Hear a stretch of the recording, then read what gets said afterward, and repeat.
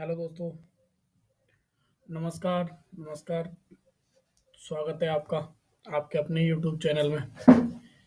तो आज हम गुर्जर प्रत्याहार वंश स्टार्ट करने जा रहे हैं।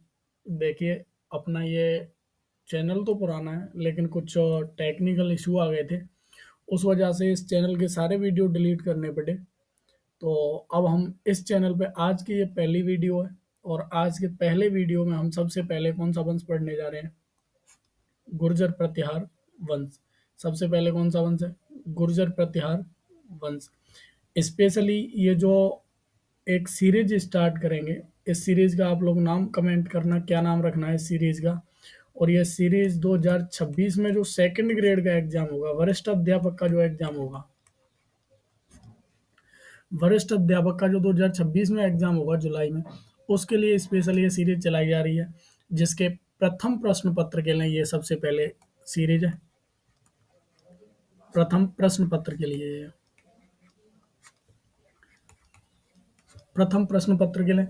और प्रथम प्रश्न पत्र में अपना गुर्जर प्रत्याहार वंश एक बहुत महत्वपूर्ण वंश है। और इस गुर्जर प्रत्याहार वंश में से प्रत्येक बार, जितनी बार सेकंड ग्रेड भर्ती हुई है, उतनी बार एक या दो क्वेश्चन आए आए हैं। और आज की क्लास में जो या तो 2 घंटे की बनेगी या 2 घंटे से थोड़ा ऊपर बन सकती है, लेकिन आप 2 घंटे मान के चलिए। तो 2 घंटे की क्लास में से आप कम से कम दो और ज़्यादा से ज़्यादा 4 नंबर लेके जाओगे। और आज तक जो भी प्रश्न आए हैं उन सब का मैं इंक्लूड किया है, मैंने सबको इसमें। तो इस वजह से बहुत बेहद महत्वपूर्ण क्लास होने वाली है आपके लिए। तो चलिए नेक्स्ट स्टार्ट करते हैं। गुर्जर प्रतिहार वंश में सबसे पहले अपन कोई शासक स्टार्ट करें, उससे पहले इनकी एक नॉर्मल जानकारी। थोड़ा मैं कलर चेंज कर लेता हूँ जिससे देखने में दिक्कत नहीं है।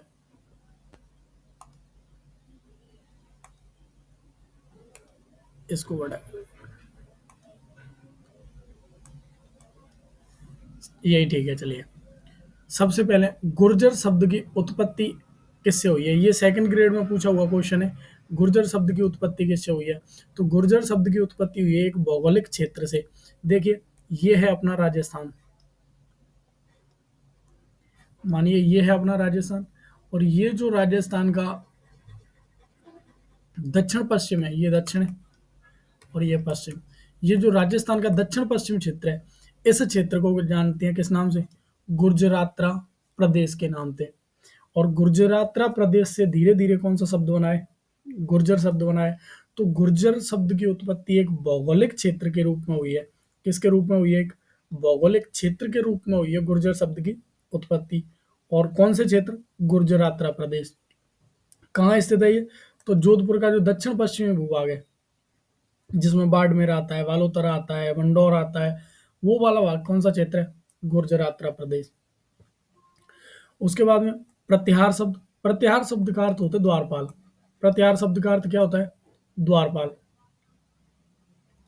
गुर्जर प्रत्याहार वंश के शासक स्वयं को भगवान राम के भाई लक्ष्मण के वंशज मानते हैं। ये क्वेश्चन कई बार पूछा गया है कि गुर्जर प्रत्याहार वंश के जो शासक हैं वो स्वयं को, हालांकि उत्पत्ति में अलग अलग देने वाले, जैसे अग्निकुंड का सिद्धांत है वो अलग आएगा, और गुर्जरों को विदेशी भी मानते हैं, तो वो अलग सिद्धांत है। लेकिन गुर्जर प्रत्याहार जो शासक है वो स्वयं को क्या मानते हैं? तो स्वयं को वो क्या मानते हैं? लक्ष्मण के वंशज मानते हैं। जैसे भगवान श्री राम के प्रत्याहार लक्ष्मण हुआ करते थे, उसी तरह ये प्रत्याहार वंश है। प्रत्याहार वंश को गुर्जर मानने वाले अभिलेख, ये बेहद इंपॉर्टेंट है। और ये 2019,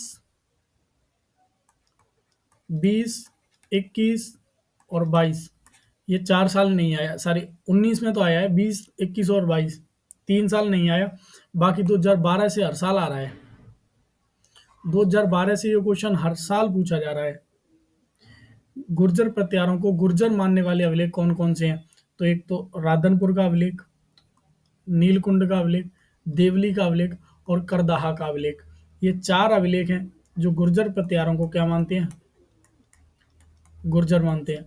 ये अभी अभी फर्स्ट ग्रेड में पूछा गया क्वेश्चन है। आप में से जो भी फर्स्ट ग्रेड वाले हों, इस वीडियो को देख रहे हो, जिन्होंने फर्स्ट ग्रेड दिया हो, या फिर आप में से कुछ लोग होंगे जिन्होंने फर्स्ट ग्रेड का पेपर देख रखा हो, तो आप देखोगे ये क्वेश्चन फर्स्ट ग्रेड हिस्ट्री वाले पेपर में दे रखा है, और उसका आंसर भी उपरोक्त सभी था। कूट दे रखे थे, ये 4 अभिलेखों के नाम दे रखे थे और कूट दे रखे थे। तो एबीसीडी जो चारों कूट थे वो सही था इसका। तो गुर्जर प्रत्यार जो वंश है, उस वंश को गुर्जर मानने वाले अभिलेख कौन कौन से हैं? 4 अभिलेख हैं। राधनपुर का अभिलेख है, नीलकुंड का अभिलेख है, देवली अभिलेख है और करदाहा अभिलेख है। नेक्स्ट एक कथन आता है आरसी मजूमदार का। रमेश चंद्र मजूमदार का एक कथन आता है, प्रत्यार शासकों ने 6वीं से 12वीं शताब्दी तक अरब आक्रमणकारियों से भारत की सुरक्षा की थी। ये कई बार क्वेश्चन पूछ लिया है। एक बार तो सीधी सीधी परिभाषा पूछ ली कि प्रत्यार शासकों ने 6वीं से 12वीं शताब्दी तक अरब आक्रमणकारियों से भारत की सुरक्षा की। ये कथन किसका है? तो आरसी मजूमदार का। फिर पूछ लिया 6वीं से 12वीं शताब्दी तक अरब आक्रमणकारियों से भारत की सुरक्षा करने वाले शासक कौन थे? प्रत्यार शासक। फिर क्वेश्चन आया प्रत्यार शासकों ने अरब आक्रमणकारियों से भारत की सुरक्षा कब की? तो 6वीं से 12वीं शताब्दी। उसके बाद आ गया प्रत्यार शासकों ने 6वीं से 12वीं शताब्दी तक किन से भारत की सुरक्षा की? तो अरब आक्रमणकारियों से। तो ये क्वेश्चन बार बार इधर से उधर टूट टाट के पूछ रहे हैं। यही एक परिभाषा है। इसको कभी किसी चीज को छोड़ देते हैं, किसी चीज को उठा के क्वेश्चन में लिख देते हैं और इसी में से आंसर बनाते हैं वो। तो आरसी मजूमदार का कथन है कि प्रत्यार शासकों ने 6वीं से 12वीं शताब्दी तक अरब आक्रमणकारियों को से भारत की क्या की थी? सुरक्षा की थी। देखिए ये भारत है, मान लीजिए ये भारत के अरब सागर है, ये बंगाल की खाड़ी है, वो सॉरी ये बंगाल की खाड़ी है और ये हिंद महासागर है, ये हिंद महासागर है और इधर ये क्या है? हिमालय। एक साइड बची है, उत्तर पश्चिम साइड बची भारत की, जहां से कोई आक्रमण कर सकता है। और यहाँ पर शासन कौन कर रहे हैं? गुर्जर प्रत्यार। कब से कब तक? 510 ईस्वी में हरिश्चंद्र स्थापना करेंगे और के बाद में 1100 लगभग लगभग जो गैडवाल वंश 1093 ईस्वी में कन्नौज में आता है, तब तक ये यहाँ शासन करते हैं। 1093 ईस्वी में जब गैडवाल वंश की स्थापना होगी, तब गुर्जर प्रत्यार वंश का क्या होगा? समापन। तो 6वीं से लेकर 12वीं शताब्दी तक। तो ये उम्मीद करता हूँ समझ में आ गया होगा।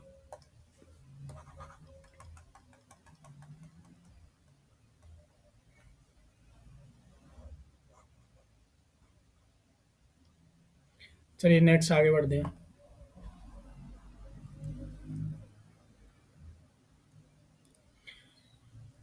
नेक्स्ट हेडिंग क्या है अपनी? गुर्जर प्रत्यार वंश की जानकारी के स्रोत। हेडिंग है अपनी गुर्जर प्रत्यार वंश की जानकारी के स्रोत क्या क्या हैं, कहाँ से जानकारी मिलती है। मैं एक बार फिर आपको रिपीट कर दे रहा हूँ क्योंकि क्वेश्चन पूछा जा चुका है। ये जो 4 अभिलेख हैं, ये अभिलेख गुर्जर जो प्रत्यार वंश है, उन प्रत्यार वंशों को गुर्जर मानते हैं। जो गुर्जर प्रत्यार वंश है उसको गुर्जर मानने वाले कौन कौन से अभिलेख हैं? राधनपुर, नीलकुंड, देवली और करदा। बाकी अभिलेख हम पढ़ेंगे, उनमें गुर्जर प्रत्यार वंश की जानकारी मिलती है। उम्मीद करता हूँ समझ में आ गए होंगे। मान लीजिए जो आजकल जैसे अपने राजस्थान में भी है, मध्य प्रदेश में जो गुर्जर समाज है, वो ये मानते हैं इन 4 अभिलेखों के आधार पर कि जो गुर्जर प्रत्यार उस टाइम पे शासन कर रहे थे वो क्या थे? गुर्जर थे। कौन से अभिलेखों के आधार पर मानते हैं वो? राधनपुर के, नीलकुंड, देवली और करदा। बाकी किसी भी अभिलेख में ये नहीं लिख रखा कि जो गुर्जर प्रत्यार वंश था वो गुर्जर थे। बाकी इन 4 अभिलेखों में लिख रखा है। अब समझ में आ गया होगा। यहाँ क्या है? गुर्जर प्रत्याहार वंश की जानकारी के स्रोत, और जानकारी के स्रोतों में सबसे एक नंबर पर है ऐहोल अभिलेख। ऐहोल अभिलेख कहाँ से प्राप्त हुआ है? कर्नाटक से। गुर्जर प्रत्याहार वंश के प्रथम उल्लेख मिलते हैं यहाँ। गुर्जर प्रत्याहार वंश का प्रथम उल्लेख कौन से अभिलेख में मिलता है? ऐहोल अभिलेख में। ऐहोल अभिलेख है किसका? तो पुलकेशन द्वितीय चालुक्य शासक हैं, उनका अभिलेख है। ऐहोल अभिलेख किसका है? पुलकेशन द्वितीय का। लेखक कौन है इसके? रवि कीर्ति। कौन सी भाषा में? संस्कृत भाषा में। इसमें एक लाइन लिखी गई है, पुलकेशन द्वितीय ने नर्मदा नदी के किनारे हर्षवर्धन को पराजित किया था। ये आरपीएससी ने पूछ लिया है। और इस ऐहोल अभिलेख में किसकी जानकारी मिलती है? कालिदास की। तो ऐहोल अभिलेख में सारी चीजें महत्वपूर्ण है, सारे क्वेश्चन पूछे जा चुके हैं। गुर्जर प्रत्यार वंश की पहली जानकारी मिलती है ऐहोल अभिलेख में। ऐहोल अभिलेख उत्कीर्ण किसने करवाया? किस शासक ने लगवाया? तो पुलकेशन द्वितीय ने लगवाया। किसने लगवाया? पुलकेशन द्वितीय ने लगवाया। लेखक कौन है इसके? रवि कीर्ति हैं। भाषा क्या है इसकी? संस्कृत है। और इसी में जानकारी मिलती है कि पुलकेशन द्वितीय और हर्षवर्धन के बीच में युद्ध हुआ था नर्मदा नदी के किनारे, और उसमें पुलकेशन द्वितीय की जीत हुई थी। और ऐहोल अभिलेख में ही कालिदास का भी उल्लेख मिलता है। कालिदास अपने बहुत बड़े विद्वान हुए हैं, उनका उल्लेख कौन से अभिलेख में मिलता है? ऐहोल अभिलेख में। चलिए नेक्स्ट आगे बढ़ते हैं। दूसरा जानकारी का स्रोत क्या है? दूसरा जानकारी का स्रोत है घंटियाला शिलालेख या अभिलेख। घंटियाला शिलालेख अपने जोधपुर से प्राप्त हुआ है। कहां से प्राप्त हुआ है? जोधपुर से प्राप्त हुआ है। यह अभिलेख 861 ईस्वी का है, ये लिख रखा है इसमें। 861 ईस्वी का अभिलेख है और कहां से प्राप्त हुआ है? जोधपुर से। इसको उत्कीर्ण करवाने वाले शासक कौन से थे? कक्कुक प्रत्याहार। प्रत्याहारों में नाम मिलेंगे, जैसे एक का नाम मिलेगा कक, दूसरे का नाम मिलेगा कक्कुक, तो ऐसे नाम मिलेंगे इनके। तो जो कक्कुक प्रत्याहार हैं, इन्होंने कौन सा शिलालेख लगवाया है? घंटियाला का शिलालेख। कौन सा शिलालेख लगवाया? घंटियाला का शिलालेख। इसके लेखक कौन है? मग ब्राह्मण। क्वेश्चन पूछा जा चुका है। घंटियाला शिलालेख के लेखक कौन है? मग ब्राह्मण। स्वर्णकार कौन है इसके? कृष्णेश्वर। स्वर्णकार और लेखक में क्या अंतर है वो मैं आपको अभी बता दे रहा हूं। स्वर्णकार और लेखक में क्या अंतर है, देखिए। मान लीजिए ये किसी राजा की जानकारी है, उस जानकारी को किसी कागज पे लिख दिया, कागज पे लिख दिया, तो ये तो कौन हो गया? लेखक। कौन हो गया? लेखक। किंतु इस जानकारी को जब किसी शिला पर लिखा तो वो क्या होगा? स्वर्णकार। क्या होगा? स्वर्णकार। तो आपके घटियाला शिलालेख को पत्थर पे जो लिखने वाले था वो कौन था? कृष्णेश्वर। बाटे पे लिखने वाला कौन था? कृष्णेश्वर। और उसको कागज पर लिखने वाला कौन था? मग ब्राह्मण। तो घंटियाला शिलालेख का लेखक कौन है? मग ब्राह्मण। स्वर्णकार कौन है? कृष्णेश्वर। भाषा क्या है इसकी? संस्कृत। कौन सी भाषा है? संस्कृत। इस घंटियाला शिलालेख में जो गुर्जर प्रत्यार वंश का संस्थापक है हरिश्चंद्र, उसकी उपाधियां मिलती हैं। और उपाधि कौन कौन सी मिलती हैं? और रोहिलिद्धि, ब्राह्मण वर्ण और योग क्रिया में निपुण, ये तीन उपाधि कौन से शिलालेख में मिलती हैं? घंटियाला शिलालेख में। कौन कौन सी? रोहिलिद्धि। रोहिलिद्धि का मतलब होता है विद्वान। ब्राह्मण वर्ण का बताया गया है इसको। और योग क्रिया में क्या बताया गया है? निपुण। कौन से अभिलेख में? घटियाला अभिलेख में। किसको बताया गया है? हरिश्चंद्र को। हरिश्चंद्र कौन है? गुर्जर प्रत्यार वंश का मंडौर शाखा का संस्थापक। ये जो शिलालेख है, घटियाला जो शिलालेख है, वो दो स्थानों से प्राप्त हुआ है। एक तो माता जी की साल है, ये जो एक जैन मंदिर है, जानते तो कौन सी भाषा में मिलते हैं? प्राकृत भाषा में। दूसरा खाकू देवल नाम की, खाकू है ये, सॉरी, खाकू नाम की जगह, खाकू देवल नाम की जगह पर ये जो प्राकृत भाषा में लिखा हुआ अभिलेख है, उसी का संस्कृत में अनुवाद किया हुआ है। ऐसे याद करिए। देखो, ये घटियाला शिलालेख है। ये घटियाला शिलालेख दो जगह से मिला है। इस जगह पर तो लिख रखा है प्राकृत भाषा में, और ये जो दूसरी जगह है खाकू देवल नाम की, इसी प्राकृतिक भाषा, जो प्राकृत भाषा में लिख रखा है उसका संस्कृत में अनुवाद कर रखा है। यानी किसी को अगर प्राकृत में पढ़ना आता है तो प्राकृत पढ़ लो, संस्कृत में आता है तो संस्कृत पढ़ लो। तो ये खाकू जो घंटियाला शिलालेख है वो कितने स्थानों से प्राप्त होता है? दो स्थानों से। कौन कौन से? एक तो माता जी की साल है, जैन मंदिर है जो कहाँ है? मंडौर जोधपुर में। और एक खाकू देवल नाम के स्थान से, दो जगह से मिलता है। और क्या वर्णन मिलता है इसमें? हरिश्चंद्र की दो पत्नियों का उल्लेख मिलता है जो घटियाला शिलालेख में। इसमें जो हरिश्चंद्र शासक है, मंडौर शाखा के संस्थापक, उनकी दो पत्नियों का उल्लेख मिलता है। एक पत्नी है ब्राह्मण पत्नी है, उसका कोई नाम वगैरह कुछ नहीं मिलता। दूसरी क्षत्रिय पत्नी है, उसका नाम मिलता है भद्रा। क्षत्रिय पत्नी का नाम क्या मिलता है? भद्रा। और इस क्षत्रिय पत्नी से हरिश्चंद्र को चार पुत्र प्राप्त हुए थे। एक का नाम था देह, दूसरा था भोगवट, तीसरा था रज्जल और चौथा था कदक। चौथा कौन था? कदक। और एक जानकारी मिलती है, ये बहुत इंपॉर्टेंट जानकारी है, ये कई बार पूछी जा चुकी है। नागवट प्रथम ने अरब आक्रमणकारियों को पराजित कर मेड़ता को गुर्जर प्रत्यारों की दूसरी राजधानी बनाया। बहुत बहुत इंपॉर्टेंट क्वेश्चन है। मेड़ता को गुर्जर प्रत्यारों की राजधानी बनाने वाला शासक कौन सा है? नागवट प्रथम। मेड़ता को गुर्जर प्रत्यारों की दूसरी राजधानी बनाने वाला कौन है? नागवट प्रथम। गुर्जर प्रत्यारों की पहली राजधानी कौन सी है? मंडौर। ये सारी चीजें अपन आगे पढ़ेंगे, लेकिन जो जानकारी इस शिलालेख में मिलती है वो ये इतनी जानकारी है। उसके बाद में तीसरे नंबर पर है ग्वालियर प्रशस्ति। तीसरे नंबर पर गुर्जर प्रत्यारों की जानकारी के स्रोतों में क्या है? ग्वालियर प्रशस्ति। ये जो ग्वालियर प्रशस्ति है, इसके बारे में याद रखना है कि ये तिथि विहीन अभिलेख है, इस पर कोई तिथि नहीं मिलती, कोई समय का अंकन नहीं है कौन से समय का है, किंतु शासक का नाम है। उत्कीर्ण कौन है इसका? गुर्जर प्रत्यार राजा मिहिर भोज या भोज प्रथम। भोज ही इसका नाम है, नाम तो क्या है? भोज है, किंतु इसकी उपाधि एक मिहिर। उपाधि क्या है? मिहिर। एक उपाधि है आदि वराहा। दूसरी उपाधि कौन सी है? आदि वराह। एक उपाधि है प्रवास। ये तीन उपाधि हैं इनकी, मिहिर भोज की, वो सॉरी मिहिर प्रथम की, सॉरी भोज प्रथम की। भोज प्रथम की उपाधि है, और उन्होंने इस उपाधि को अपने नाम के आगे लगा लिया, इसलिए उनका नाम क्या बन गया है? मिहिर भोज। बाकी उनका नाम क्या है? भोज प्रथम। इसका लेखक कौन है? बालादित्य। पूछा जा चुका है। लेखक कौन है?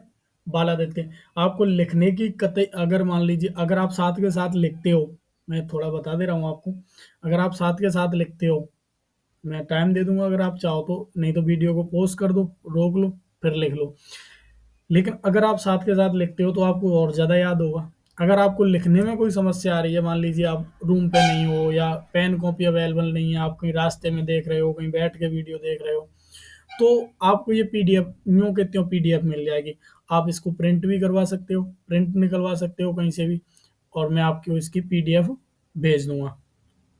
उसके लिए आपको व्हाट्सएप ग्रुप पे ज्वाइन करना पड़ेगा। व्हाट्सएप ग्रुप ज्वाइन कर लेना। व्हाट्सएप ग्रुप मैं यहाँ पे मोबाइल नंबर लिख दे रहा हूँ, नहीं मोबाइल नंबर रहने दो, फिर आप कॉल करके मुझे परेशान करोगे। तो मैं आपको लिंक डाल दूंगा डिस्क्रिप्शन में, वहाँ से आप व्हाट्सएप ग्रुप को ज्वाइन कर लेना, वहाँ पे आपको पीडीएफ मिल जाएगी। और अगर आपको दिक्कत आ रही है तो मैं टेलीग्राम की लिंक डाल दूंगा, टेलीग्राम ज्वाइन कर लेना, उस पर भी आपको पीडीएफ भेज दूंगा मैं। तो आपको दो जगह पीडीएफ भेज दूंगा, एक तो टेलीग्राम पे भेज दूंगा और एक व्हाट्सएप ग्रुप पे, आप दोनों को ज्वाइन कर लेना। चलिए नेक्स्ट आगे बढ़ते हैं। ये कौन सी भाषा में ग्वालियर प्रशस्ति? तो संस्कृत भाषा में, और इसकी लिपि कौन सी है? ब्राह्मी लिपि है। ये ब्राह्मी लिपि एक बार पूछी गई है, असिस्टेंट प्रोफेसर के एग्जाम में पूछी गई है। ग्वालियर प्रशस्ति की लिपि कौन सी है? ग्वालियर प्रशस्ति कौन सी लिपि में लिखी गई है? ब्राह्मी लिपि में। गुर्जर प्रत्यार राजा भोज प्रथम की उपाधियों का उल्लेख मिलता है।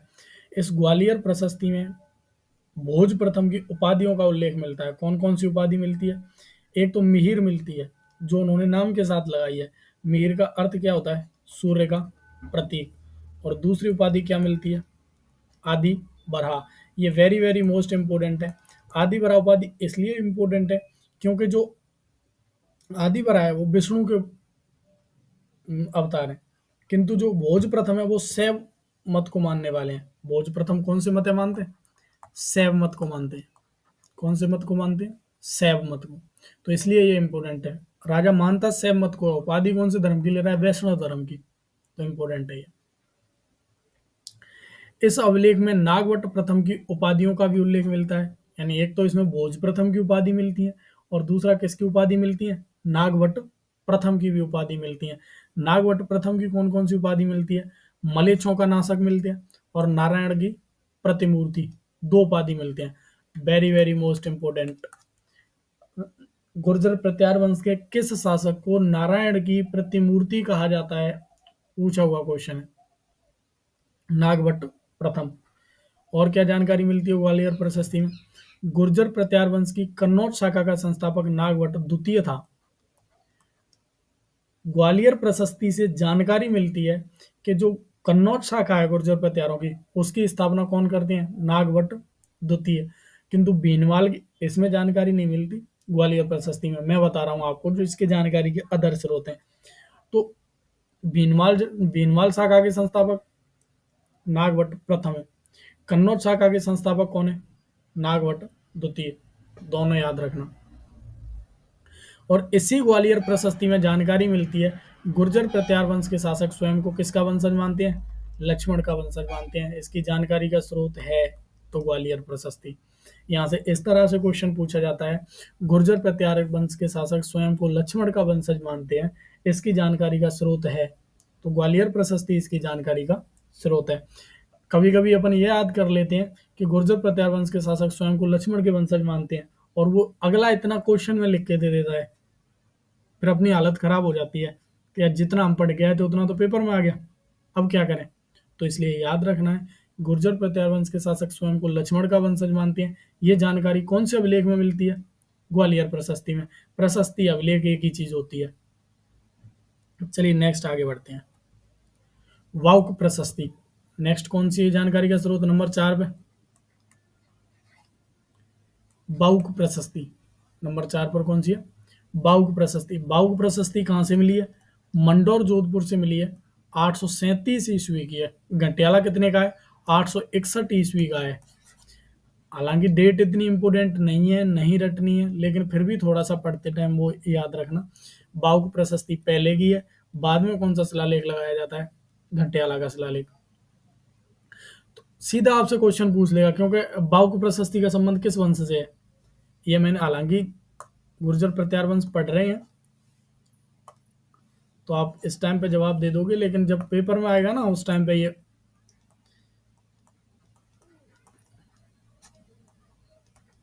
प्रत्याहार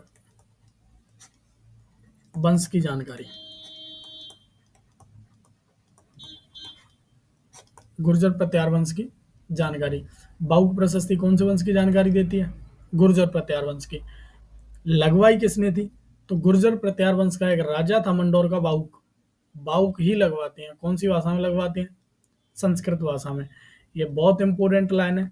प्रारंभ में बाउक ने एक विष्णु मंदिर बनवाया था मंडौर के अंदर, उस विष्णु मंदिर में लगाई गई थी, किंतु कालांतर में वो विष्णु मंदिर ध्वस्त हो गया, टूट गया। और बहुत समय बाद जब जोधपुर का मेहरानगढ़ किला बनवा रहे थे, आप कमेंट करोगे जोधपुर के मेहरानगढ़ दुर्ग की नींव किसने और कब रखी? दो क्वेश्चन है, किसने रखी और कब रखी ना। निर्माण किसने करवाया ये तो स्पष्ट है, नाम से ही जोधा ने करवाया, किंतु नींव किसने रखी थी और कब रखी थी? कब रखी का मतलब है कि जोधा ने ये शहर कब बसाया था। ये दोनों चीज आपको कमेंट करनी है। तो प्रारंभ में जो बाउक प्रशस्ति है ये विष्णु मंदिर में लगाई गई थी मंडौर में। मंडौर में बाउक ने एक विष्णु मंदिर बनवाया था, उसमें इस प्रशस्ति को लगाया गया था, किंतु कालांतर में मंदिर ध्वस्त हो गया और बाद में जब जोधपुर का किला बनाया जा रहा था, मेहरानगढ़ किला बनाया जा रहा था, तो जोधा ने आदेश दिया कि पत्थर उठा के लाओ। तो लोग पत्थर लेने गए, उनको वहां पर ये बाउक प्रशस्ति मिली। किसी ने इतना ध्यान नहीं दिया, उन्होंने ला करके वहां जहाँ बाटे पड़े थे, जहाँ किला बन रहा था, वहां पर पटक दी। जब कारीगर ने देखा कि एक साइड से ये कुछ लिख रहा है इस पे और सपाट है, तो कारीगर ने उसमें थोड़ा सा वो जो लिखा हुआ भाग है वो बाहर को निकाल दिया और बाकी दीवार के अंदर कर दी। उस दिन अगर कारीगर का दिमाग थोड़ा कम चलता, अगर वो लिखे हुए चीज को थोड़ा अंदर कर देता, तो ये अपन को याद नहीं करनी पड़ती। बाद में जोधपुर शहर के परकोटे में लगा दी गई है, किंतु बाद में जब डॉक्टर हीराचंद ओझा हो गए, दशरथ शर्मा हो गए, कर्नल जेम्स टोड वगैरह ये जब इतिहास लिखने लगे, तो कर्नल जेम्स टोड जब जोधपुर घूमने जाते हैं, घोड़ा लेकर पूरा राजस्थान घूम दिया था, तो राजस्थान में जब घूमने जाते हैं तो वो जोधपुर पहुंचते हैं, तो उनकी नजर पड़ जाती है इस प्रशस्ति पर। फिर वो पढ़ते हैं और तब वो बताते हैं कि ये तो बाउक प्रशस्ति है, जो मंडौर में लगाई गई थी, विष्णु मंदिर में लगी हुई थी, वहां से कहाँ आ गई है? जोधपुर शहर के परकोटा में। तो प्रारंभ में लगाई कहाँ गई थी? मंडौर के विष्णु मंदिर में। वर्तमान में कहाँ आई है?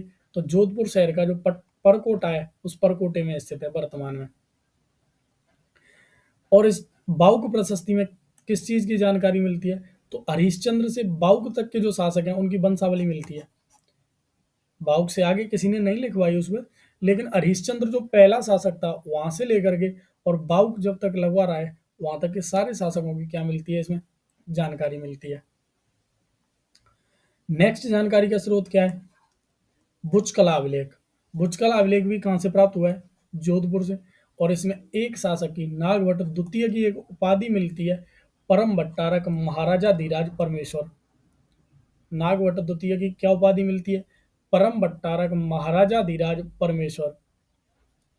यहाँ पर मैंने नोट लगा के एक चीज लिख रखी है, उसको पहले मैं आपको पढ़ के बता देता हूँ, उसके बाद मैं आपसे क्वेश्चन करूंगा। परम भट्टारक महाराजा धीराज परमेश्वर की उपाधि चौहान शासक पृथ्वीराज प्रथम ने भी प्राप्त को भी मिली थी। यहाँ से एक बार पेपर में क्वेश्चन आया कि परम भट्टारक महाराजा धीराज की उपाधि किस चौहान शासक को मिली है। क्वेश्चन क्या पूछा था? परम भट्टारक महाराजा धीराज की उपाधि किस चौहान शासक को मिली है? और पहले नंबर पर ऑप्शन था नागभट्ट प्रथम, वो सॉरी नागभट्ट द्वितीय। पहले ऑप्शन नंबर एक पे ऑप्शन क्या था? नागभट्ट द्वितीय। अब स्टूडेंट जब नागभट्ट गुर्जर प्रत्यार वंश पढ़ता है तो नागभट्ट थोड़ा बड़ा शासक हुआ है तो हाईलाइट में पढ़ता है कि नागभट्ट द्वितीय की उपाधि थी परम भट्टारक महाराजा धीराज परमेश्वर। और कभी कभी गुरुजी जो महान गुरुजी होते हैं वो ना ऐसे जो पृथ्वीराज प्रथम शासक है इनका कोई विशेष योगदान नहीं है तो इनको वो स्किप कर देते, तो उनका नाम ही नहीं सुना होता किसी किसी का, तो पृथ्वीराज प्रथम ने भी ऐसी कोई उपाधि धारण की थी। हालांकि क्वेश्चन में स्पष्ट लिख के दिया था किस चौहान शासक की उपाधि है, किंतु फिर भी लगभग 80% स्टूडेंटों का ये क्वेश्चन गलत था, वो सारे के सारे नागभट्ट द्वितीय लगा के आ गए। ऐसी गलती आपसे नहीं हो, आप इसको याद रखना कि परम भट्टारक महाराजा धीराज की उपाधि दो शासकों को मिली है। गुर्जर प्रत्यार पूछे तो नागभट्ट द्वितीय को मिली है, अगर चौहान शासक पूछे तो पृथ्वीराज प्रथम को मिली है। चलिए नेक्स्ट आगे बढ़ते हैं। अब गुर्जर प्रत्यार वंश के थोड़े जानकारी और भी देख लेते हैं। कर्नल जेम्स टॉड और मुणत नैर्सी ने गुर्जर प्रत्यारों की 26 शाखाओं का उल्लेख किया था। यह बहुत इंपॉर्टेंट है, कई बार पूछी गई है कितनी शाखाओं का उल्लेख किया था, तो कितनी शाखाओं का उल्लेख किया है? 26 शाखाओं का। ऑप्शन में वहाँ 36 भी आता है, याद रखना। कितनी है? 26 शाखाएं। कितनी शाखाओं का उल्लेख करते हैं? 26 शाखाओं का। प्रमुख शाखा कौन कौन सी है? एक मंडौर हो गई, भीनमाल हो गई, राजौरगढ़ हो गई, काठियावाड़ हो गई, कन्नौज हो गई, उज्जैन हो गई और बनौच हो गई। मजे की बात यह है कि आपको मंडौर पढ़ना है, भीनमाल पढ़ना है, कन्नौज पढ़ना है, बाकी के नहीं पढ़ने। तो राजस्थान में गुर्जर प्रत्यारों की दो महत्वपूर्ण शाखा थी। राजौरगढ़ हालांकि अलवर में पड़ता है लेकिन कोई विशेष जानकारी नहीं मिलती इनकी। राजौरगढ़ किले का निर्माण करवाया था गुर्जर प्रत्यार शासक मंथन देव ने। हालांकि पटवार में यही क्वेश्चन पूछ लिया, गुर्जर प्रत्यार शासक मंथन देव का संबंध है तो वो राजौरगढ़ से संबंध था, क्योंकि राजौरगढ़ के किले का निर्माण करवाते हैं वो। ये सारी चीजें हम आगे पढ़ेंगे, किंतु बड़ी बड़ी दो शाखाएं अपने राजस्थान में जिनके बारे में अपन को पढ़ना है। तो एक तो उनमें कौन सी शाखा है? मंडौर। और दूसरी कौन सी है? बीनवाल शाखा। एक शाखा कौन सी है? मंडौर शाखा है। और मंडौर कहाँ स्थित है? जोधपुर में। मंडौर कहाँ है? जोधपुर में। मंडौर का प्राचीन नाम क्या है? मांडव्यपुर। मंडौर का प्राचीन नाम क्या है? मांडव्यपुर। इस शाखा के यानी मंडौर शाखा के संस्थापक कौन है? हरीशचंद्र। गुर्जर प्रत्यार वंश की मूल शाखा है तथा प्रथम केंद्र है ये।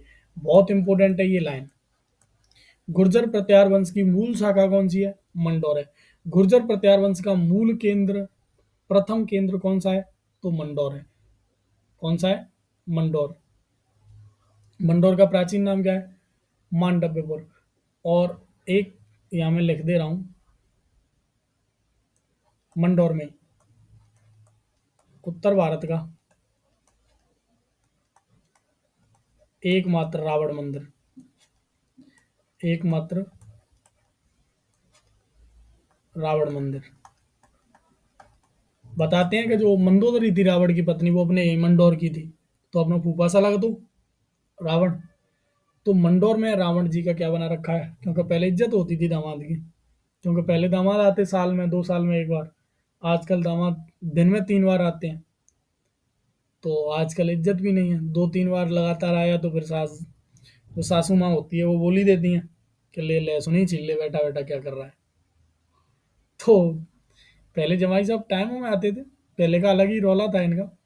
तो मंडोर अपनी मंदोदरी थी, रावण की पत्नी, वो कहाँ की थी, मंडोर की थी। तो रावण का मंदिर पूरे उत्तर भारत में एकमात्र रावण का मंदिर कहाँ बना रखा है, मंडौर में। दूसरी शाखा कौन सी थी, भीनमाल। भीनमाल कहाँ स्थित है, जालौर में।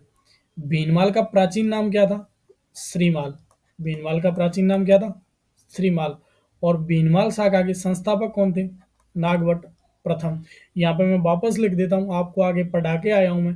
कन्नौज शाखा के संस्थापक कौन थे, कमेंट करना है आपको।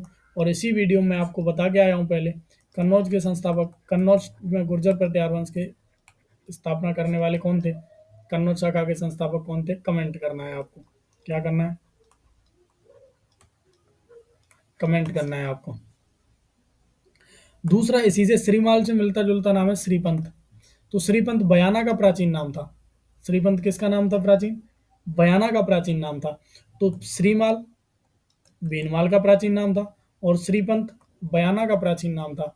बयाना में यहाँ थोड़ी लिख देता हूँ मैं बयाना की जानकारी। बयाना में बरीक वंश का शासन था। कौन सा वंश था, बरीक वंश था। और यहाँ नील की खेती होती थी। मध्यकाल में कौन सी खेती होती है, राजस्थान में नील की खेती के लिए प्रसिद्ध कोई जगह है तो वो कौन सी है, बयाना। तो उम्मीद करता हूँ ये सारी चीजें आपको याद रहेंगी। श्रीमाल किसका प्राचीन नाम है, भीनमाल का। श्रीपंथ किसका प्राचीन नाम है, बयाना का। बयाना की बात आई तो मैंने बयाना की दो बात और बता दी। यहाँ पर किस वंश ने शासन किया था, बरीक वंश ने शासन किया था। और यहाँ कौन सी खेती की जाती थी, नील की खेती की जाती थी। ये थोड़े एक्स्ट्रा फैक्ट हैं जो मैंने लिख रखे हैं। जालौर के अन्य नाम कौन कौन से हैं, क्योंकि ये भीनमाल कहाँ पड़ता है, जालौर में। तो जालौर के अन्य नाम कौन कौन से थे, जवालीपुर, ग्रेनाइट सिटी, स्वर्ण नगरी और जलालाबाद। ये प्राचीन नाम है, ये ग्रेनाइट की अधिकता के कारण। ये स्वर्णगिरी पहाड़ी पर दुर्ग बना हुआ यहाँ सोन इसलिए। और जलालाबाद ये अलाउद्दीन खिलजी ने नाम किया था।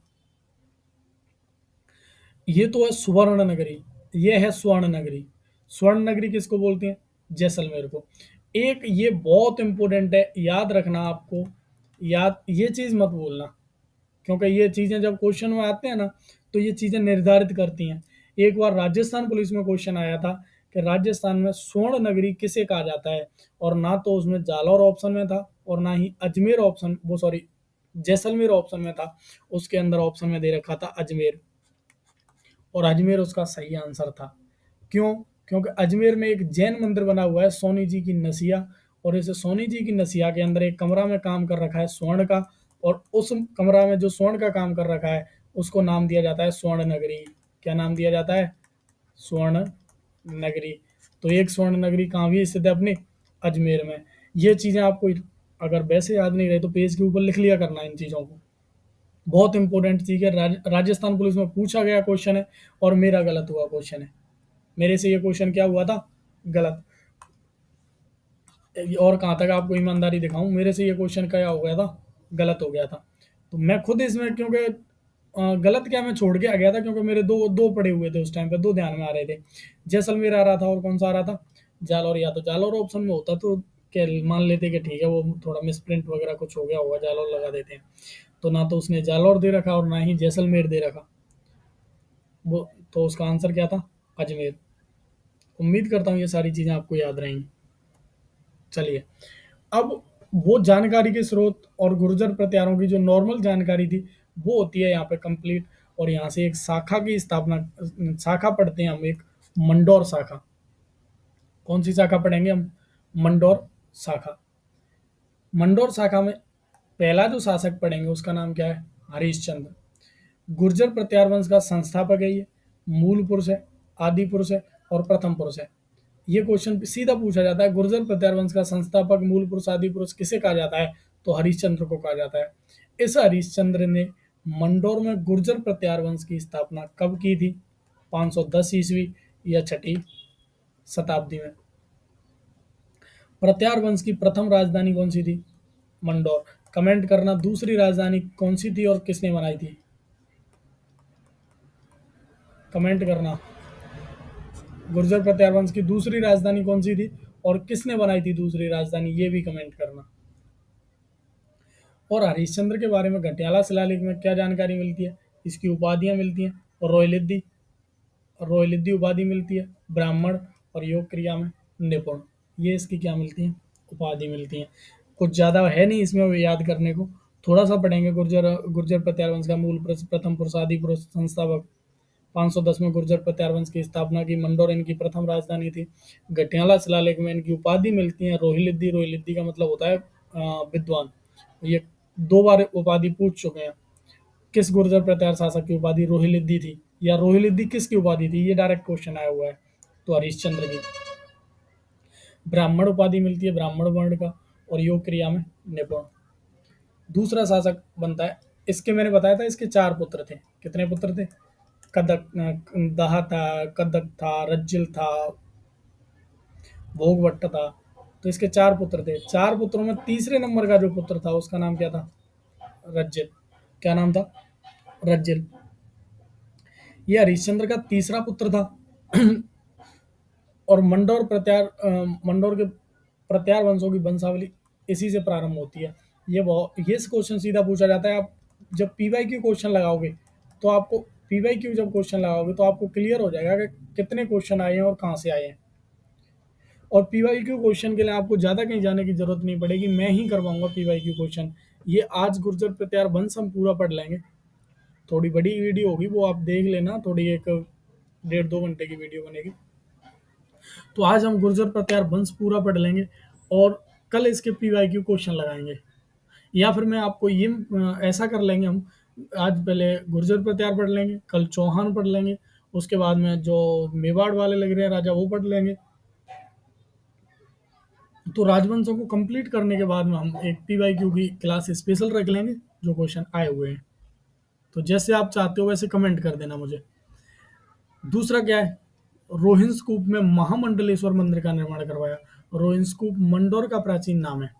मंडोर का प्राचीन नाम क्या हुआ करता था, रोहिंसकूप। और एक मांडव्यपुर भी हुआ करता था। तो वहां पर महामंडलेश्वर मंदिर का निर्माण करवाता है कौन, रज्जल। रज्जल की 2 बातें, एक तो मंडोर के प्रत्यारों की वंशावली प्रारंभ होती है, और दूसरी रोहिंसकूप में महामंडलेश्वर मंदिर का क्या वर्क करवाते हैं, निर्माण करवाते हैं। गुर्जर प्रत्यार राजा क्षत्रिय वर्ण के थे। कौन से वर्ण के थे, क्षत्रिय। उसके बाद में शासक बनते हैं नरवट, और नरवट की एक उपाधि है पीला पेली। भगवान जाने ये उपाधि किसने दी इसको, लेकिन उपाधि है वो आपको याद रखनी पड़ेगी। किसी ने भी दी, जिसने भी दे दी वो आपको तो अब याद करनी पड़ेगी।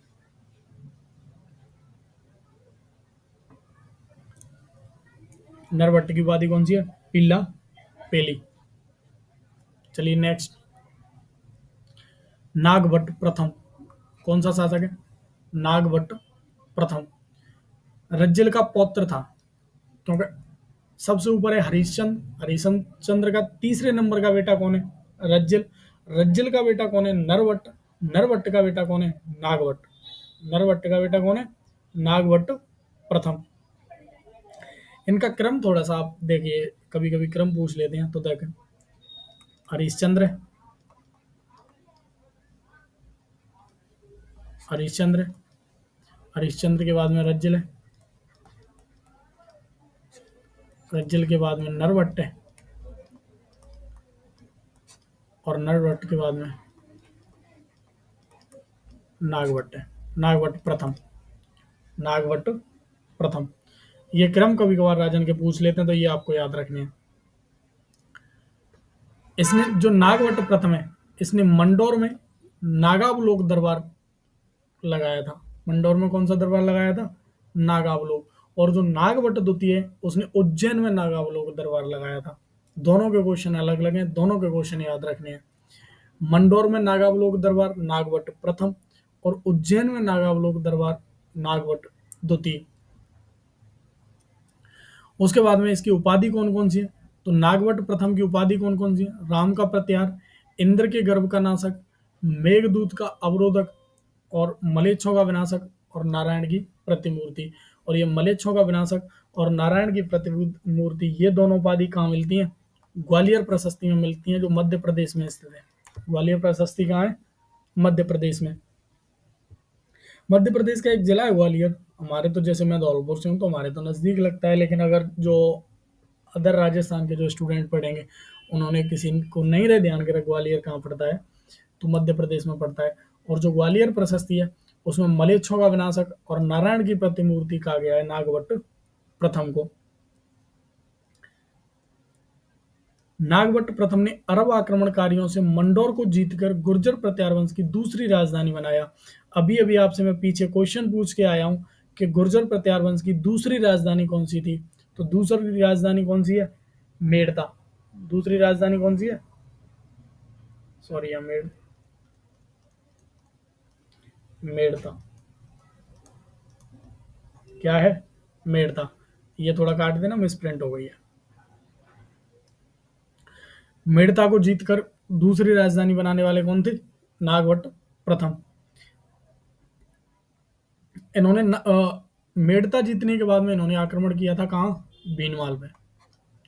तो नागभट्ट प्रथम ने चावड़ा राजपूतों से, ये फर्स्ट ग्रेड का क्वेश्चन है, 2025 में पूछा गया फर्स्ट ग्रेड में, 2024 में जो एग्जाम हुआ था उसमें, 2024 या 25 में जो एग्जाम हुआ था उसमें पूछा है इसका, जी शायद 24 में जो एग्जाम हुआ था। नागभट्ट प्रथम ने किसको पराजित करके भीनमाल जालौर पर अधिकार किया था? तो चावड़ा राजपूतों को पराजित करके ये कहाँ अधिकार करते हैं? भीनमाल जालौर पर। प्रत्यार वंश की भीनमाल मिसप्रिंट हो ही जाती है, तो ये भीनमाल। भीनमाल और उज्जैन शाखा के संस्थापक कौन है? नागभट्ट प्रथम। कन्नौज शाखा के संस्थापक कौन है? नागभट्ट द्वितीय। ये देखिए मैं यहाँ तीनों लिख दे रहा हूँ। मंडौर, मेड़ता, भीनमाल, उज्जैन और कन्नौज।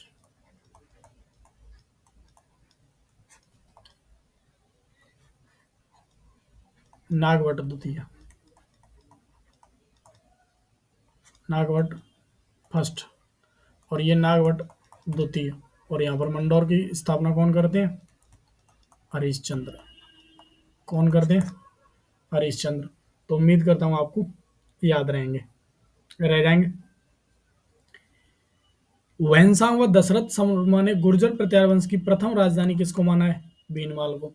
अगर नॉर्मल क्वेश्चन आता है गुर्जर प्रत्यार वंश की प्रथम राजधानी कौन सी है, तो मंडौर है। किंतु अगर वहनसांग का नाम दे के पूछता है या दशरथ शर्मा का नाम देकर पूछता है तो गुर्जर प्रत्यार वंश की पहली राजधानी कौन सी है? भीनमाल। याद रखना, ये दोनों पहली राजधानी कौन सी मानते हैं? भीनमाल को। चलिए नेक्स्ट आगे बढ़ते हैं हम। नागभट्ट के उत्तराधिकारी, और मैं इस पेज को बहुत इंपॉर्टेंट मानता हूँ, वेरी वेरी इंपॉर्टेंट पेज है। यहाँ से क्वेश्चन पूछेगा ही पूछेगा। कभी कई बार क्या है कि हम राजाओं की सारी व्याख्या पढ़ लेते हैं किंतु उनका क्रम नहीं बना पाते, और क्रम नहीं बना पाते उसी में से वो क्वेश्चन पूछ लेता है। तो मैं यहाँ थोड़ा सा देखिए, मंडौर, हरिश्चंद्र, हरिश्चंद्र, हरिश्चंद्र के बाद में रज्जल, रज्जल के बाद में नरवट, और नरवट के बाद में नागवट प्रथम। कौन से? नागवट प्रथम। नागवट का एक तो मेड़ता पे अधिकार तो है, सॉरी मंडौर पे अधिकार तो है ही। मंडौर के बाद में इसने अधिकार किया है भीनमाल और उज्जैन पर। तो ये इसकी और दूसरी शाखा हो गई। तो इसने क्या किया, ये जो मंडौर वाली शाखा है यहाँ पर इस नागभट्ट प्रथम के दो बेटे हैं, एक का नाम है भोज और एक का नाम है तात। एक का नाम क्या है? तात। और यहाँ भीनमाल वाली शाखा में इसी नागभट्ट का एक पुत्र है देवराज। क्या नाम है? देवराज। इसी नागभट्ट का एक पुत्र कौन सा है? देवराज। तो मंडौर वाली शाखा पे तो कौन शासक बनते हैं? भोज शासक बनते हैं, क्योंकि तात ग्रहण करने लेते हैं संन्यास। ये भी क्वेश्चन पूछा जाता है गुर्जर प्रत्यार वंश के किस शासक ने संन्यास धारण कर लिया था, तो तात ने। फर्स्ट ग्रेड में पूछा हुआ क्वेश्चन है, वहां पे फर्स्ट ग्रेड वालों से गलती हुई, उन्होंने टाट दे दिया। फर्स्ट ग्रेड वालों ने ऑप्शन में क्या दे दिया, टाट। तो इसी तात का उन्होंने, जैसे इंग्लिश में बनाएंगे तो ले सेमी बनेगा इंग्लिश इन, तो उन्होंने ट्रांसलेट करने में थोड़ी गलती होगी तो उन्होंने टाट लिख के दे दिया। तो टाट संन्यास धारण कर लेते हैं, प्रशासक कौन बनता है, भोज। कौन सी जगह, मंडौर में। किंतु भीनमाल में शासक कौन बनते हैं, देवराज। भीनमाल में शासक कौन बनते हैं, देवराज। तो इससे नागवट प्रथम से दो जगह शासन अलग अलग हो गया। कौन कौन सी जगह, एक तो हो गया भीनमाल में और दूसरा हो गया मंडौर में। तो भीनमाल में शासक कौन बनते हैं, मेन यही रहेंगे अब भीनमाल वाले, मंडौर वालों का कोई ज्यादा सीन नहीं रहेगा। भीनमाल में देवराज बनता है, देवराज का बेटा वत्सराज शासक बनता है, वत्सराज का नागवट द्वितीय शासक बनता है, जिसने कन्नौज को राजधानी बनाया था। नागवट द्वितीय का पुत्र होता है रामभद्र, और रामभद्र का होता है भोज प्रथम, जो मिहिर भोज है, जिसको ग्वालियर प्रशस्ति में मिहिर की उपाधि मिली है, आदि बराह की उपाधि मिली है। मिहिर भोज के पुत्र है महेंद्रपाल प्रथम, महेंद्रपाल प्रथम के बाद में महिपाल, महिपाल के बाद में फिर महेंद्रपाल द्वितीय, देवपाल, महिपाल द्वितीय, विजयपाल, राज्यपाल, त्रिलोचनपाल और यशपाल, ये अंतिम शासक है गुर्जर प्रताप वंश के। कौन से, अंतिम शासक। तो इनका क्रम बेहद इंपोर्टेंट क्रम है, याद रखना है आपको। मंडौर में भोज बनेंगे, भोज के बाद में यशवर्धन बनते हैं, यशवर्धन के बाद में चंदुक बनते हैं, और चंदुक के बाद में सीलुक बनेंगे, झोट बनेंगे, शिलादित्य बनेंगे, कक, बाउक और कक्कुक। मंडौर में नागवट प्रथम के बाद में भोज शासक बने। मंडौर में कौन शासक बनते हैं बाद में, भोज शासक बनते हैं। और यहाँ मंडौर में जो नागवट प्रथम के बड़े बेटे थे तात, उन्होंने क्या ग्रहण कर लिया, संन्यास धारण कर लिया, संन्यास ग्रहण कर लिया। तो ये बहुत इंपॉर्टेंट पेज है, आपको 2-3 बार इस पेज को रिपीट करके देखना चाहिए। ये क्रम आपको हर कंडीशन में लिख लिख के जैसे भी याद करो उस तरह याद होना चाहिए। पेज पे लिख लिखो बार बार, जहाँ पढ़ने बैठ रहे हो वहाँ दीवार पे लिख दो, क्योंकि कई बार क्या हम शासक सारे पढ़ लेते हैं किंतु वो क्रम दे देता है। मान लीजिए चार शासक उठा के दे दिए, देवराज दे दिया, मीर बोस दे दिया, महेंद्रपाल दे दिया और राज्यपाल दे दिया। अब लगाओ इनको क्रम से। अब जब आपको ये क्रम याद होगा तो ही लगा सकते हो आप। चलिए नेक्स्ट आगे बढ़ते हैं। सीलुक, क्योंकि मंडौर में भोज बने, भोज की कोई स्पष्ट कुछ ज़्यादा खास बात नहीं है। यशोवर्धन बनी है, चंदुक बनी है, कोई ज़्यादा महत्वपूर्ण बात नहीं है। कौन से की महत्वपूर्ण बात है, सीलुक की। मंडौर का 10वां शासक था सीलुक।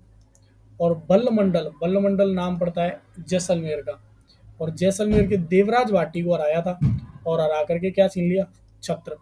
बताते हैं कि जो भगवान श्री कृष्ण के वंशज हैं भाटी, यादवों की एक शाखा है भाटी, और यादवों की शाखा भगवान श्री कृष्ण से चली आ रही है। और बताते हैं कि कालांतर में उन्हीं भगवान श्री कृष्ण के वंशजों ने जैसलमेर पर क्या किया था, शासन किया था। और ऐसा मानते कि जो कृष्ण भगवान के जो शासन करते थे, उसके अपने सिंहासन के ऊपर उनके एक छत्र टंगा होता था। वो छत्र धीरे धीरे कालांतर में किन के पास चला गया, जैसलमेर वालों के पास में। तो जैसलमेर वालों के लिए एक शब्द यूज किया जाता था, छत्राला यादवपति। तो वो छत्र किसने छीन लिया था अपने, सीलुक ने। किसने छीन लिया, सीलुक ने। तो आपको छत्र याद रह जाए तो अच्छी बात है, किंतु ये जरूर याद रखना है कि बल्ल मंडल के देवराज भाटी को पराजित करने वाला कौन सा प्रत्यार शासक था, सीलुक। और इसी सीलुक ने एक मंदिर बनवाया था, सिद्धेश्वर महादेव का मंदिर बनवाया था मंडौर में। कहाँ बनवाया था, मंडौर में। झोट एकमात्र बीणा वादक शासक थे, गुर्जर प्रत्यारों के एकमात्र बीणा वादक शासक कौन से हैं, झोट प्रत्यार। क्या नाम है, झोट प्रत्यार। उसके बाद में कक, नागवट द्वितीय, जो भीनमाल शाखा में जब नागवट द्वितीय शासक बनते हैं। यहाँ देखिए मैं आपको एक सेकंड अभी अभी ऊपर बता के आया हूँ ना आपको। ये देखिए, ये भीनमाल वाली शाखा है, और इसमें नागवट द्वितीय, वत्सराज के बाद में कौन से शासक बनते हैं, नागवट द्वितीय। ये एक संघर्ष प्रारंभ करते हैं, त्रिपक्षीय संघर्ष। कौन सा संघर्ष प्रारंभ करते हैं, त्रिपक्षीय संघर्ष। कन्नौज को लेकर के जो संघर्ष होता है, त्रिपक्षीय संघर्ष, उसमें वत्सराज भाग लेते हैं, नागवट भाग लेते हैं, रामभद्र भी भाग लेते हैं, और भोज उस संघर्ष को बिल्कुल ही समाप्त कर देते हैं। गुर्जर प्रत्यार वंश के 4 शासक भाग लेते हैं, वत्सराज, नागवट द्वितीय, रामभद्र और भोज प्रथम। इन्हीं का नाम क्या है, मिहिर भोज। तो अपने जो कक्क नाम का शासक है मंडौर में, कौन सा शासक है, कक्क, ये नागवट द्वितीय जो भीनमाल शाखा का शासक है, उसके सामंत के रूप में धर्मपाल के विरुद्ध मुंगेर के युद्ध में भाग लिया था। ये धर्मपाल पाल वंश का शासक है, पाल वंश का शासक है बंगाल का। त्रिपक्षीय संघर्ष में तीन वंश लड़ रहे थे। बंगाल का पाल वंश लड़ रहा था, उत्तर भारत का गुर्जर प्रत्याल लड़ रहा था, और दक्षिण का राष्ट्रकूट वंश लड़ रहा था। दक्षिण भारत का कौन सा वंश लड़ रहा था, राष्ट्रकूट वंश। तो गुर्जर सॉरी नागवट द्वितीय जो शासक है उसका एक युद्ध होता है, मुंगेर का युद्ध। मुंगेर के युद्ध में अपने कक्क भाग लेने जाता है और नागवट द्वितीय का सामंत बन के जाता है, और धर्मपाल इस युद्ध को हार जाते हैं। और कक्क में और क्या क्या विशेषता थी, व्याकरण, तर्कशास्त्र, ज्योतिष और काव्य रचना में कुशल थे ये क्वेश्चन पूछा गया है। गुर्जर प्रत्यार वंश का कौन सा शासक व्याकरण, तर्कशास्त्र, ज्योतिष और काव्य रचना में निपुण था, तो कक्क। कौन सा निपुण था, कक्क। उसके बाद में बाउक, बाउक की एक बात हम पढ़ के आ गए, इन्होंने बाउक प्रशस्ति लगवाई थी मंडौर के विष्णु मंदिर में, जो कालांतर में कहाँ पहुंच गई, जोधपुर के परकोटा में। उसमें हरिश्चंद्र से लेकर के बाउक तक की क्या मिलती है, जानकारी मिलती है। ये सारी चीज, बस ये दो चीज ही हैं इसकी। मैन बाउक में बाउक प्रशस्ति है, बाउक प्रशस्ति गुर्जर प्रत्यार वंश के वंश में जानकारी देती है, ये जरूर आपको याद रखना है। कक्कुक, नेक्स्ट ऐसा कौन सा है, कक्कुक। मंडौर में घटियाला शिलालेख लगवाया, 861 ईस्वी का है। दो जय स्तंभ बनवाए, एक तो रोहिंसकूप में और एक मंडौर में। रोहिंसकूप और मंडौर में दो जय स्तंभ लगवा दे, कौन सा शासक, कक्कुक। ये बात मैं उस टाइम पे पहले भी बता चुका हूँ कि जो घटियाला शिलालेख लगवाते हैं ये जो दो जगह से मिलते हैं, एक तो माता जी की साल जो जैन मंदिर है जोधपुर में, वहां से मिलता है प्राकृत भाषा में। इसी शिलालेख का संस्कृत में अनुवाद कर रखा है खाकू देवल स्थान पे। कौन से स्थान पे,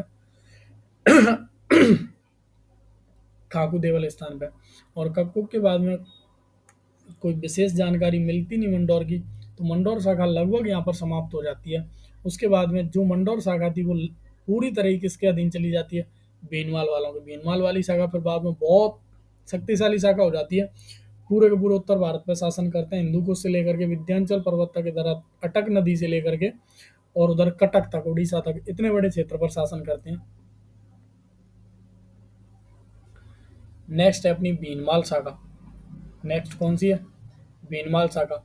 भीनमाल शाखा के संस्थापक कौन है, नागवट प्रथम। नागवट प्रथम सिंध के गवर्नर जुनैद के उत्तराधिकारियों को पराजित किया, और पराजित करके कौन सी जगह छीन ली, बड़ौच। बड़ौच जगह पड़ती है गुजरात में, कौन सी जगह छीन ली, बड़ौच। तो नागवट प्रथम तीन चार जगह संस्थापक रहते हैं। बड़ौच की गुर्जर प्रत्यार शाखा का संस्थापक कौन है, नागवट प्रथम। भीनमाल की गुर्जर प्रत्यार शाखा का संस्थापक कौन है, नागवट प्रथम। उज्जैन की गुर्जर प्रत्यार शाखा का संस्थापक कौन है, नागवट प्रथम।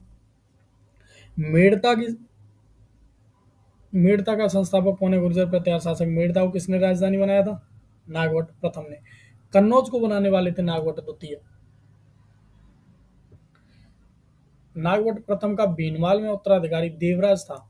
भीनमाल में उत्तराधिकारी कौन बनता है, देवराज। ये मैं ऊपर बता चुका हूँ। नागवट प्रथम के बाद में देवराज शासक बनता है, देवराज के बाद में कौन शासक बनते हैं, वत्सराज।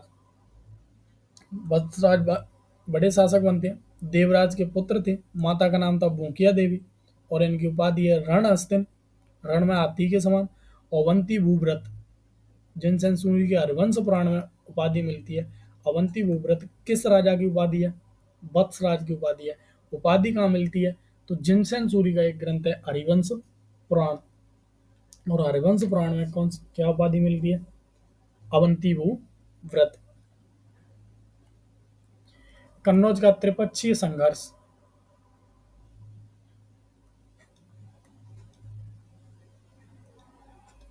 लगभग 150 वर्षों तक चलते। मैं आपको पहले बोल के बता दे रहा हूँ, कन्नौज का त्रिपक्षीय संघर्ष लगभग 150 वर्षों तक चलते हैं। इसको स्टार्ट करने वाले थे गुर्जर प्रत्यार, समाप्त करने वाले थे गुर्जर प्रत्यार।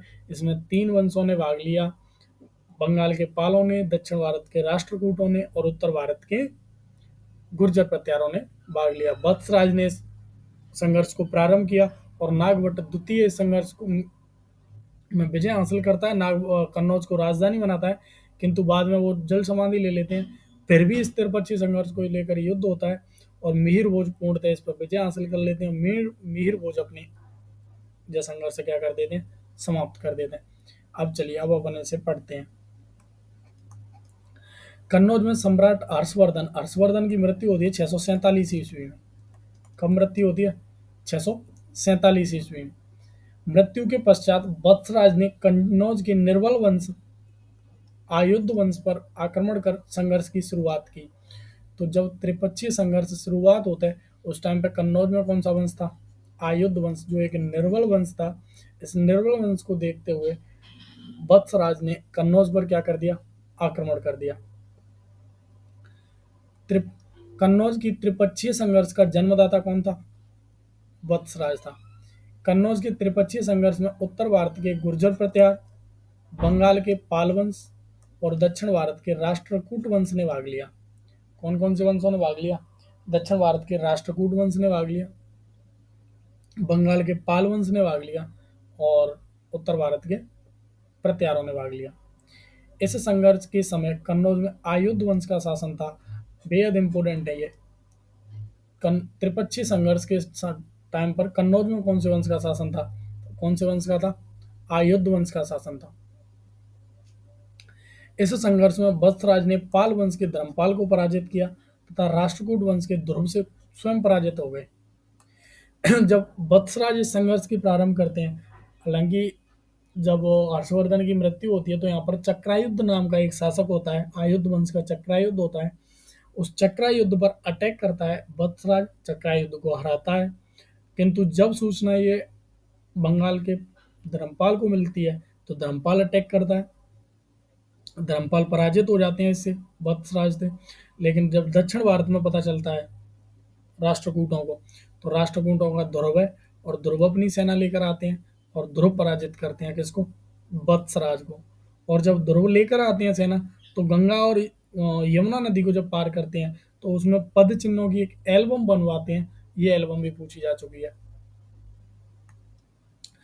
ध्रुव दक्षिण भारत का प्रथम शासक था जिसने उत्तर भारत के किसी राजा को पराजित किया था। हालांकि हम पढ़ के हैं पुलकेशन द्वितीय ने, लेकिन पुलकेशन द्वितीय और ध्रुव में अंतर है। पुलकेशन द्वितीय नर्मदा नदी पर आक्रमण करने जाते हैं, कौन से? हर्षवर्धन। तब पुलकेशन द्वितीय उनको पराजित करता है। ये ध्रुव दक्षिण भारत का शासक है और उत्तर भारत में जाके पराजित करके आ रहा है। तो दक्षिण भारत का प्रथम शासक है जिसने उत्तर भारत में जाकर के किसी राजा को पराजित किया है, तो वो कौन सा है? ध्रुव। ध्रुव ने कन्नौज आक्रमण के समय गंगा यमुना नदी को पार करते समय पद चिन्हों का एल्बम भी बनवाया था। यह क्वेश्चन पूछा जा चुका है। किस शासक ने गंगा यमुना के पद चिन्हों का एल्बम बनवाया? तो वो ध्रुव ने बनवाया था।